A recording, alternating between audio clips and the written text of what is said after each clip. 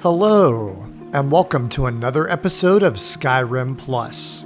Today I'm featuring Sheogorath Stump by Haem Productions.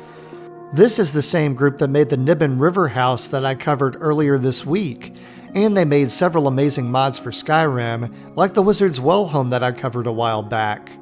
Now that we've been reminded of their great work, let's check out the map. Here we are at Sheogorath Stump. It's on the same island labeled A Strange Door in the middle of the Niben Bay. We have Breville to our west, and when we cross back over, we're back at our featured home, Sheogorath Stump. First, we'll take a look on the outside, where we find a statue of the mad god Sheogorath. He has all of his favorite things nearby: cheese wheels, lots of color, and a hollowed out amber stump. You can see Breville in the background too. Next, we'll head up this path of exotic plants to check out the mysterious light. You can see some beautiful views of the Niben Bay from here. And if you look to the left by that tree branch, you can see that you have an archery target. And further up is the light. Although it looks like it would give you a blessing of some sort, it's just eye candy, but it does look really great at night. The area also has a few chests to leave a sacrifice, and a couple of books. On our way down, we can take a peek at the Strange Door. That's the portal that can lead you to the Shivering Isles, which is Sheogorath's realm, and in my opinion, the best Elder Scrolls DLC. These two are patrolling the outside, and occasionally Sheogorath will troll you from the portal. And as interesting as that may be, our main event today is this home, Sheogorath Stump. And look at how wild it looks. There are tons of ingredients on the outside of the home, and they're all harvestable. It's very tall too, but Febrith Darkstar showed that you could climb to the top of it in her video.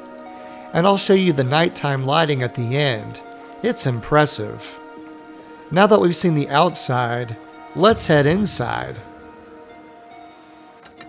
And here we are, inside of Sheogorath Stump. The first thing I noticed was the Altar of the Nine. It looks like a globe, but when activated, it can cure your diseases, like a shrine in Skyrim. It's on a large round table, which makes me think of King Arthur. Now we'll head back to the door and work our way around. And I love that painted tree on the Hobbit door. It reminds me of the Karate Kid in Cobra Kai, like from Miyagi-Do. Here's a shelf to place your shoes, a mead barrel, a cabinet with an Olympic on top. Here's a grape grinder to make some wine, and some harvestable garlic near the skull.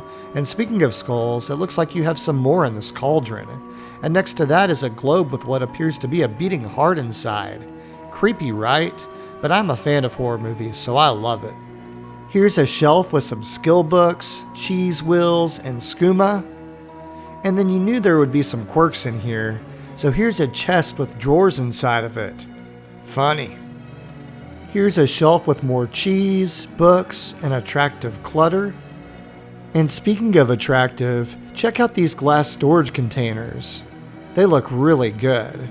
And so does this chest that's underneath it. I've been super impressed with the furniture in this game.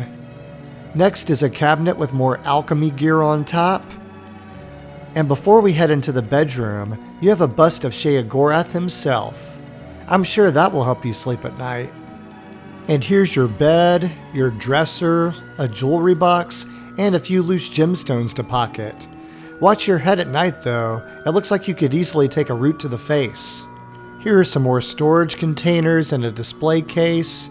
Here's a wine rack and a jewelry box next to your altar of enchantment that has some loose gemstones, and this big chest next to it has lots of free soul gems. There is no shortage for storage containers in this home, that's for sure. And as we come back around, here's an art station set up at the round table. If you know what picture that's supposed to reference, let me know. And if you do know the answer, I might have to use you as my phone-a-friend if I ever get on Who Wants to Be a Millionaire. Anyway, we're about to walk up a route to head upstairs. There's some withering moon on the path that you can harvest on the way up. And check this out. Next to the skull is an ingredient called a Grummite egg sac, but it reminds me of that nasty bag that Madame Dogeron would leave behind on the Netflix series Mary Ann. Check that show out if you love scary movies and don't mind some gore. And speaking of gore, we just passed some bottles of blood, and as we turn back around, this table has a piece of Madnessaur and some soul gems. And then next to that, you have a spell-making altar. So as visually appealing as this house is, it still doesn't sacrifice on utility. Here are some more display cases under the swamp tentacles that you can harvest. Here's a chair, another one of those cool lamps, and as we round the corner, we have our own upstairs garden. It looks like a lot of the ingredients from Skyrim's Anniversary Edition mod, Rare Curios. They all look really colorful and bright. And now that we've seen both levels of this home, it's time for final thoughts. Sheogorath's Stump is a colorful, imaginative home which always seems to be within the wheelhouse of Haem Productions. It's located right next to the strange door and embraces the theme of the Mad God. It includes useful features like a bed, an altar of spell making, an altar of enchanting, as well as a chest of soul gems, an altar of the 9 to cure your diseases, and alchemy gear. It provides some eye candy from the ingredients garden, the globe with the beating heart, and the bust of the Mad God himself. When you combine all of these features together, it makes for an alluring home. If you want a non-cookie cutter home and don't mind some strange neighbors, Sheogorath's Stump could be the home for you. This concludes my feature of Sheogorath's Stump. If you enjoyed this content and want to see more, don't forget to like, comment, and subscribe.